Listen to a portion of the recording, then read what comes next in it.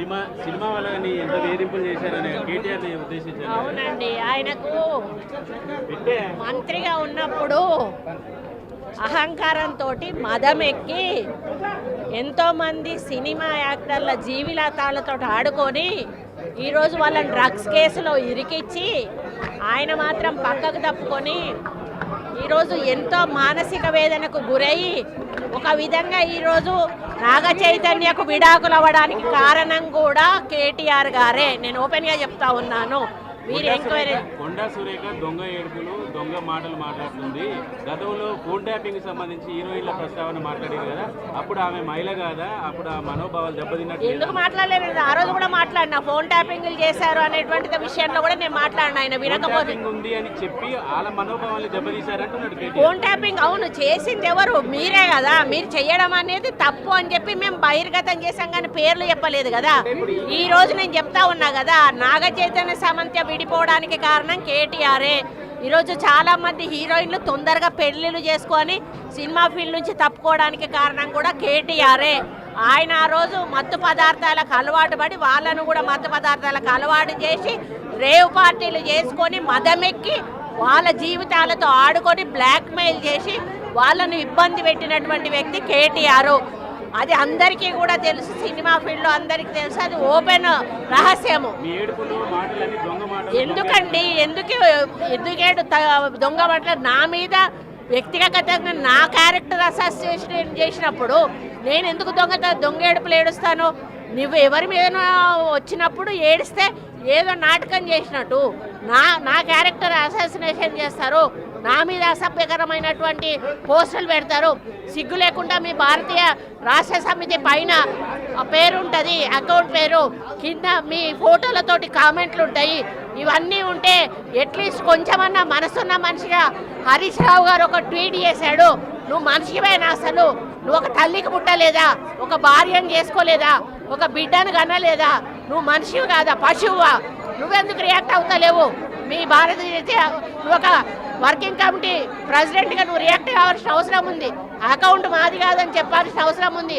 వాళ్ళ మీద చర్యలు తీసుకోమని చెప్పాల్సిన అవసరం ఉంది. వాళ్ళను పార్టీల నుంచి బహిష్కరించాల్సిన అవసరం ఉంది. మూడు అకౌంట్లు దుబాయ్ నుంచి జరుగుతున్నాయండి. 3 అకౌంట్లు ఇక్కడ నుంచి జరుగుతూ ఉన్నాయి. ఇది కొత్త కాదు. ఆ రోజు నుంచి విజయలక్ష్మిని చేశారు, సీతక్కని చేశారు, ఈరోజు నన్ను చేశారు. అసలు దానికి పద్ధతి పాడు ఉందా అని అడుగుతా ఉన్నాను. మీకు మనుషులకున్న అనుబంధాల గురించి, సంబంధాల గురించి ఏమైనా అవగాహన ఉందా అని చెప్పి అడుగుతా ఉన్నాను. సైబర్ క్రైమ్లో పెట్టామండి, పోలీస్ స్టేషన్లలో కూడా పెడతాము. పిసిసి ప్రెసిడెంట్ గారిని కూడా పెట్టమని కోరాను. అదేవిధంగా మరి వాళ్ళ మీద చర్యలు కూడా తీసుకోమని చెప్పడం జరుగుతూ ఉంది. కాకపోతే ఇది మాకు వచ్చేసి నాన్ అవైలబుల్ కేసు, దానివల్ల వాళ్ళు ఇంకా రెచ్చిపోయే అవకాశం ఉంటుంది. కాబట్టి ఇక ముందు జరిగితే మాత్రం దీన్ని సీరియస్గా తీసుకుంటామని హెచ్చరిస్తా ఉన్నాం.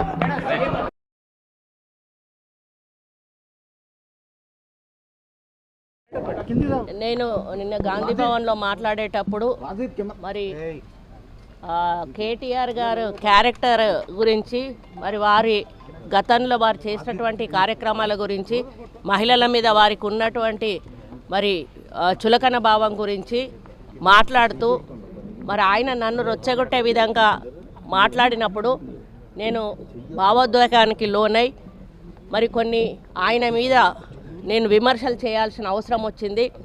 ఆ సందర్భంలో నాకు ఇంకెవరి మీద కూడా వ్యక్తిగత ద్వేషం కానీ మరి వ్యక్తిగత కోపం కానీ లేదు.